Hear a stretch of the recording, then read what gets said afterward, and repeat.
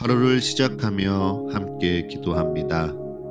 전능하시고 영원하신 주님, 주님께서 지난밤 우리를 은혜로 지키시고 안전하게 보호하시사 새로운 하루를 시작해 하셨습니다.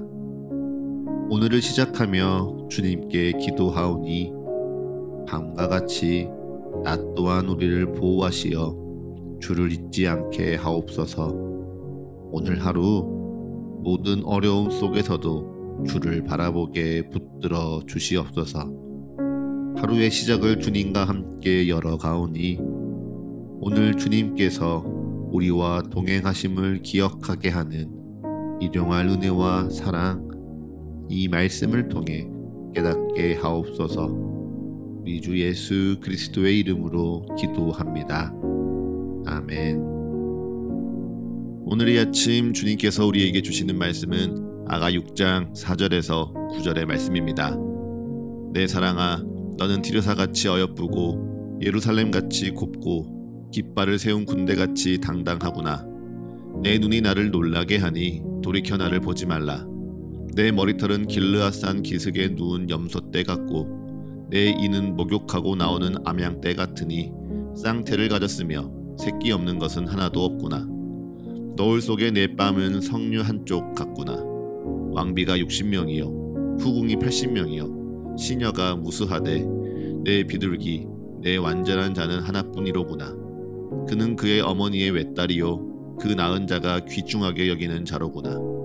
여자들이 그를 보고 복된 자라 하고 왕비와 후궁들도 그를 칭찬하는구나. 아멘. 다시 한번 주님께서 우리에게 주시는 말씀을 읽을 때에는요, 각자의 눈으로, 입으로, 그리고 마음으로 말씀을 따라 읽겠습니다. 그리고 잠시 주님께서 각자에게 주시는 말씀 앞에 머물러 기도합니다.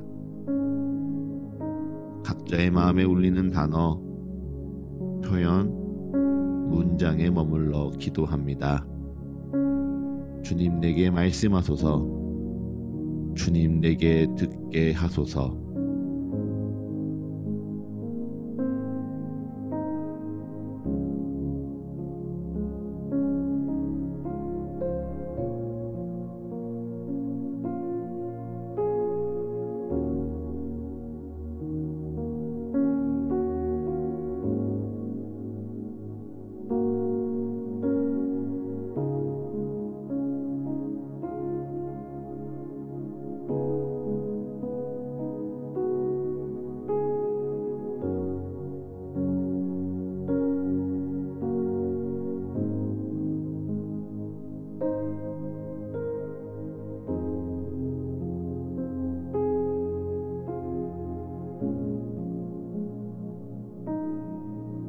왕이 사랑하는 그녀에 대한 그의 사랑을 다시 확인합니다. 다시 한번 여인을 향한 아름다움을 찬양하며 변함없는 그의 사랑을 고백하죠. 여기서 흥미로운 점은 사랑하는 여인의 아름다움을 노래하는 왕의 고백이 토요일 우리가 함께 보았던 아가 4장의 말씀과 똑같다는 사실입니다. 잘 보면 아가 6장 5절부터 7절에 여인의 아름다움을 찬양하는 구절이 아가 4장에서도 똑같이 반복됩니다. 내 머리털은 길르앗산 기슭에 누운 무리 염소 같고 내 이는 목욕장에서 나온 털 깎인 암양 같으며 너울 속에 내 뺨은 성류 한쪽 같다는 표현이 동일하게 반복되고 있죠. 이것이 무슨 의미일까요? 성경을 기록하는 자가 아름다움을 찬양하는 내용을 반복 기록하는 것이 귀찮고 번거로워서 똑같이 복사, 붙여넣기를 한 것일까요? 아니죠. 그럴 일은 없습니다. 오히려 아가 4장의 고백이 아가 6장에도 동일하게 고백된다는 것은 그만큼 이 여인의 아름다움을 찬양하는 이의 고백이 진실되었음을 보여주는 겁니다. 네, 우리는 입바른 소리로 다른 사람의 마음을 잠시 즐겁게 할 수 있습니다. 마음에 없는 이야기지만 말이니 말로는 상대의 기분을 고취시켜줄 수 있죠. 그런데 그것은 진심이 아니다 보니 금세 잊혀져 버립니다. 분명 자신이 이야기했음에도 자신이 무엇을 찬양하였는지 무슨 말로 어떻게 상대를 칭찬하였는지 기억할 수 없는 것이죠. 반대로 정말 진심으로 고백하면 그 진심이 담긴 표현은요, 마음에 남고 입술에 붙어 있습니다. 그러니 그 진심대로 다음에도 똑같이 고백하는 것이죠. 그가 진심을 다하여 그가 표현할 수 있는 가장 아름다운 고백으로 상대를 향한 사랑을 찬양하니, 네, 그 찬양은 진실되고 변하지 않는 것입니다. 이 점을 분명하게 기억하십시오. 상대를 사랑할 수 있는 것은요, 진심뿐입니다.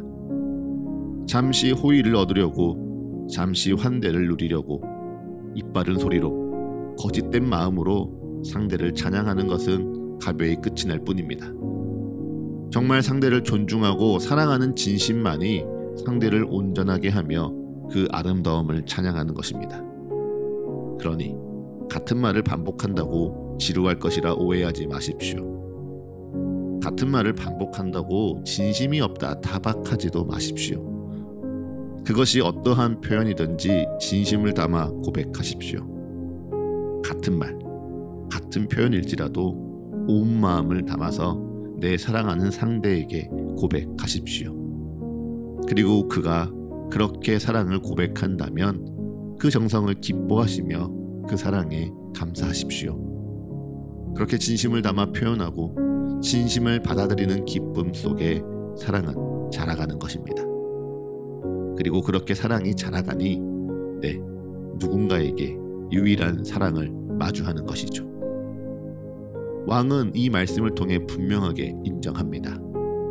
내게 왕비가 60명이요 후궁이 80명이요 시녀가 무수하되 내 비둘기, 내 완전한 자는 하나뿐이로구나.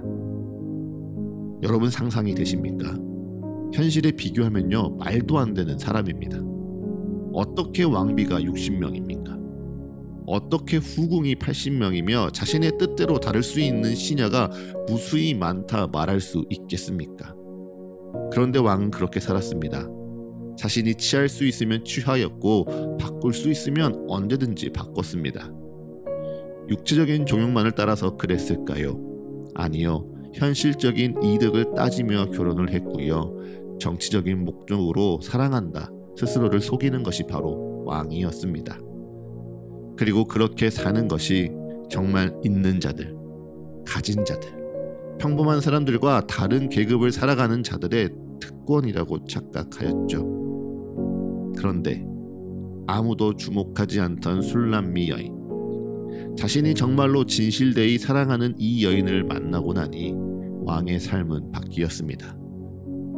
수많은 이들 가운데 단 한 사람만이 자신에게 의미가 있음을 깨닫습니다. 왕비가 60명이든 후궁이 80명이든 그보다 더 많은 시녀가 있든지 이젠 그에게 아무 소용없습니다. 그의 사랑은 그의 완전한 자, 술람미 여인 단 한 사람뿐입니다. 그에게 복된 자는요, 정말 사랑하는 이 여인 한 사람뿐이죠. 사랑하는 서가의 가족 여러분, 이 단 한 사람의 사랑의 축복이 여러분에게도 똑같이 있기를 기도합니다. 이 단 한 사람을 사랑하니 그 어느 것도 필요 없고 그 어느 것도 중요치 않는 은혜를 누리시길 기도합니다. 기억하십시오. 사랑이 나를 온전케 합니다. 사랑이요, 서로를 온전케 합니다. 그런데 여기서 여러분이 착각하면 안 되는 바가 있습니다. 온전한 그 사랑이 단번에 찾아오는 것이 아니라는 것을 기억하십시오.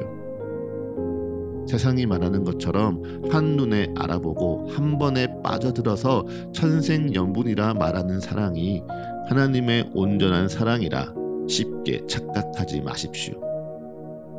사랑을 가르치는 아가의 말씀을 잘 돌이켜 보십시오. 이들의 사랑에는요, 분명 역경이 있습니다. 사랑하나 여인의 오빠들이 그들의 만남을 반대합니다. 사랑하나 잠시 그를 잃어버리는 두려움에 휩싸입니다. 사랑하나 혼자서 그를 찾아 헤매이는 어려움에도 처하기도 하죠. 그런데 사랑하니 이 모든 것을 이겨냅니다.